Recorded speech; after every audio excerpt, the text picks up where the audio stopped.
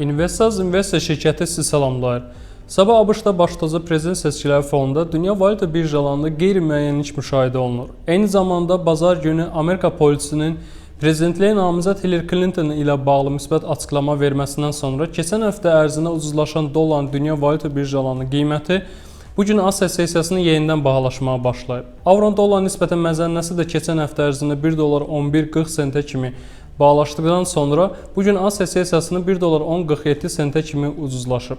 Beləliklə, məzənnə üzrə təhlillər onu göstərir ki, cütlük üzrə qiymət keçən həftənin maksimum səviyyəsi altında qalarsa, əlavə olaraq 1 dollar 10.30, 1 dollar 10.14 sentə kimi də ucuzlaşa biləcəyi proqnozlaşdırılır.